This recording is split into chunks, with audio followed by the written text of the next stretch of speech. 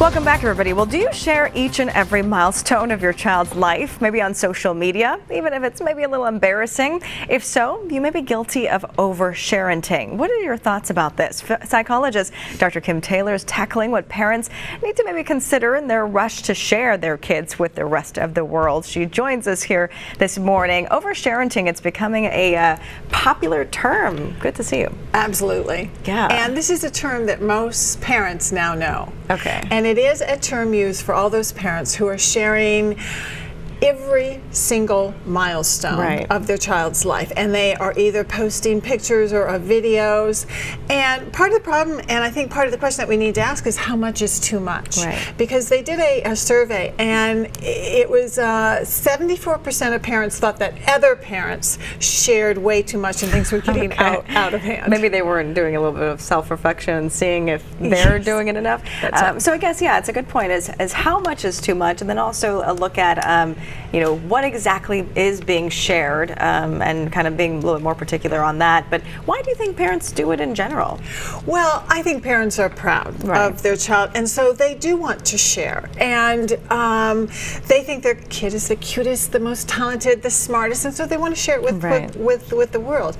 And I really get that, because I wonder, you know, what it would have been like for me if my child was young during this age, that I too might have done that. And so that's part of it. But I think that part of it is also done because parents start to blog, because they ask questions and they want to know about things, so they post pictures and they say, what is this, or what is that?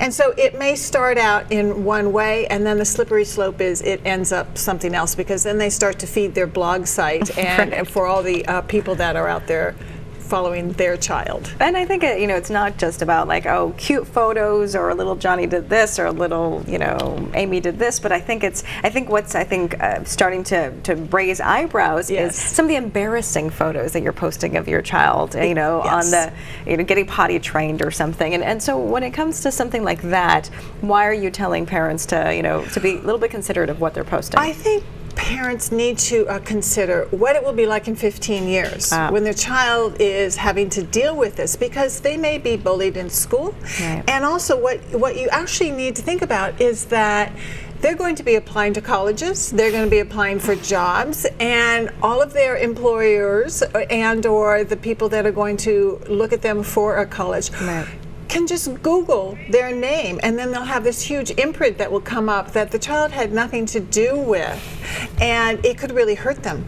So you really need to think about what is this going to be like years down the road. Because even if it's your private Facebook account, or, you know, your private Instagram account, anything you put on the internet, as they say, stays on the internet for the most part. Forever. And it can be shared, and it can be put out there in ways that you don't want to see it, unfortunately. So you take that risk, of course. Absolutely. So maybe what are some of the guidelines you would suggest to parents, or maybe new parents, to kind of look forward to? Well, first things first is I would say you have to consider the child's safety. Okay. And you have to make sure that your computer is set so that you are only sharing with friends, number one, but also you don't want to post anything about their school schedules, their location, your home. So you really want to be very careful, because not everyone who checks out your child's photo has good intentions. The second one is definitely check your settings. Is your location service off? What are the privacy settings? And while you may think that you're only sharing it with your own family on Facebook, you don't know who they're sharing it with. And again, it lives on the internet forever. And then keep what's private private. If it's private, don't upload it. Let it be just there, because it's bad enough when you go back into your family and your family kids you year after year after year about something, and you can't live it down. But it's a whole other thing when it's the whole world that may be seeing this and having some fun with you about that. And then you want to ask yourself, how is this going to affect my child? What some parents may think is cute and funny is going to be very difficult for a teenager to handle, and they may get bullied and teased. So what you post online today really paves the groundwork for how your child is going to be viewed tomorrow. Down the line, you have to think about that and not just the present moment. That's because right. I have a lot of friends who have babies. I have family members who have babies, and I actually love seeing it. Sometimes sometimes that's my only way of seeing them sometimes because you're not in contact with them.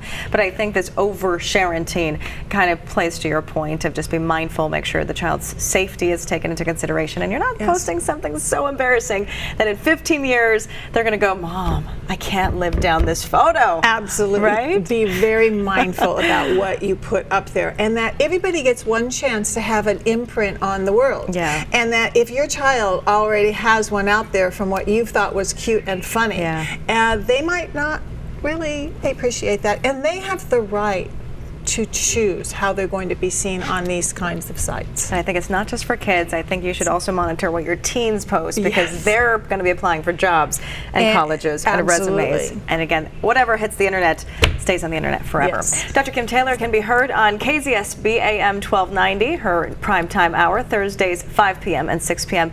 Always good to have you. Thank you so much. Thank you. Important information. Thanks so much for waking up with Fox 11 News. Have a great day, everybody.